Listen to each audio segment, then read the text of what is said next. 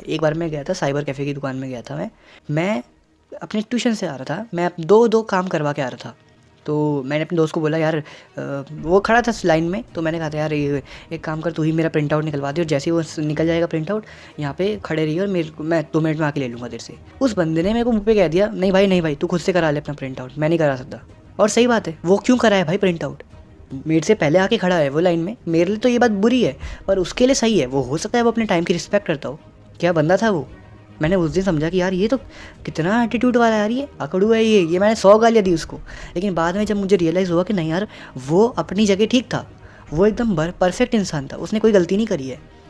तुम हिस्ट्री में कितने ही महान इंसानों को उठा के देख लो, फिलोसफर ले लो, राजा ले लो, कितने भी महान लोग ले लो, उनमें से कोई भी ऐसा इंसान नहीं है जो 24 घंटे काइंडनेस ही दिखाता होगा। हर बंदा रूड था उनमें से। हिटलर को ले लो रूड, फ्रेडरिक नीशे को ले लो या रजनी ओशो, किसी को भी ले लो, सारे बंदे अपने आप में रूड हैं। ठीक है, मैं इस टॉपिक पे वीडियो नहीं बनाना चाहता लेकिन बना रहा हूँ फिर भी, क्योंकि आजकल तुम जो देख रहे हो, जब तक तुम्हें ये लगेगा ना कि मैं अच्छा इंसान बन के रहूँगा, काइंडनेस दिखाऊँगा, नहीं, कुछ नहीं होने वाला। ये दुनिया काइंडनेस से नहीं चलती है। एक बात ये दिमाग में लॉक कर लो कि ये दुनिया में काइंडनेस मैटर ही नहीं करती है। इस बेरहम दुनिया में अच्छाई और बुराई दोनों एग्जिस्ट करती हैं।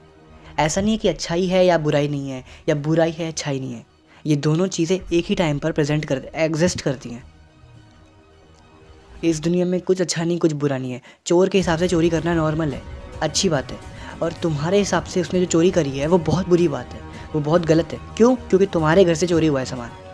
अगर किसी और के घर से सामान चोरी हो जाए तो हो सकता है तुम कहोगे हाँ ठीक है बुरी बात है, अब क्या कर सकते हैं, तुम्हें ज़्यादा खास फ़र्क नहीं पड़ेगा। इस दुनिया में कुछ अच्छा और कुछ बुरा नहीं होता। बट इसका मतलब ये नहीं कि तुम हर किसी के पीछे डंडा मारते हुए चल रहे हो कि चल भाई चल मैं हूँ यहाँ कर आ जा, अब मैं बहुत बुरा इंसान हूँ जो सबको मारेगा पीटेगा, सबको चक्कू मारते हुए जा रहे हो तुम। नहीं, ऐसा भी नहीं है कि तुम बस फिर विलन ही बन जाओ। नहीं तो फिर ये योहान लिबर्ट की फ़िलॉसफी हो जाएगी एक तरीके से। ये तो फिर जोकर की फ़िलॉसफी हो जाएगी कि इफ़ आई सफ़र्ड तो होल वर्ल्ड सफ़र। नहीं, हम ऐसे भी नहीं है ना। हाँ, लेकिन हमें ये याद रखना है कि अच्छाई के साथ साथ बुराई भी एग्जिस्ट करती है और बुराई के साथ साथ अच्छाई भी। और जो इंसान ही समझ लेगा ना, देखो तुम्हारी एज मुझे नहीं पता भी कितनी है, 28, 29, 30, 40, 50 या 15 साल के हो, 20 साल के हो, लेकिन जितना तुम्हारी एज कम है ना, उतनी कम से कम एज में अगर ये चीज़ समझ जाओगे ना तो बहुत फ़ायदा होगा। क्योंकि जब मैंने ये बात समझी थी तो मैं बहुत कम एज का था, करीब ये मान लो कि मेरी एज होगी 14 साल या 15 साल। उस एज में मैं ये बात समझ गया था, लेकिन वीडियो अब बना रहा हूँ। तो पहली चीज़, किसी भी इंसान को नो कहना सीख जाओ।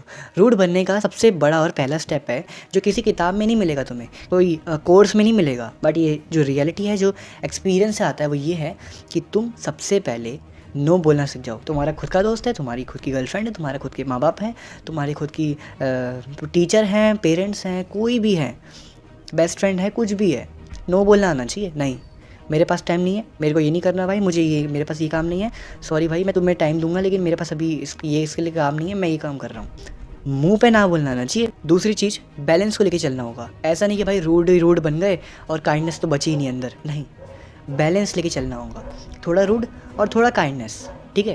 क्योंकि देखो आज के ज़माने में वही इंसान चला है जिसने सही टाइम पे सही पैतरे को आजमाना सीखा है। तुम कैरी मिनाटी को देखना, कैरी मिनाटी के बीच में भी एक लड़ाई चली थी, ठीक है, जिसमें एक बंदा बार बार धमकी दे रहा था कि मैं कैरी तेरे को मार दूंगा, जान से मार दूंगा। कैरी मिनाटी के पास 2 ऑप्शन थे। पहला ऑप्शन, वो उससे और भिड़े और लड़ाइयाँ करे, जैसे जोगेंद्र क्या बोलते हैं और क्या बोलते हैं दीपक कलाल, ये जो भी लोग हैं, मैं तुम्हें इनके एग्जांपल इसलिए दे रहा हूँ क्योंकि अभी मुझे एग्जांपल याद नहीं आ रहा है, इसलिए समझ जाओ। तो जैसे ये लोग लड़ाई कर रहे थे, दीपक कलाल, जोगेंद्र, ये सब, इन्होंने और अग्रेशन दिखाया इंटरनेट पे और गुस्सा दिखाया, तो ये इंटरनेट से गायब भी हो गए। ऑडियंस ने इनको पसंद करना छोड़ दिया। लेकिन कैरी ये बस जानता है, कैरी को पता है कब कहाँ कौन सा एक्सप्रेशन दिखाना है, कब कहाँ कौन सी गुस्सा दिखाना है, कब कहाँ डाउन टू अर्थ बनना है, उसको सब पता है। वो स्टेज पे डाउन टू अर्थ बनता है और वैसे एग्रेशन दिखाता है वीडियोज़ में, जो भी है, उसको सही टाइम पे सही पैतरा आजमाना आता है।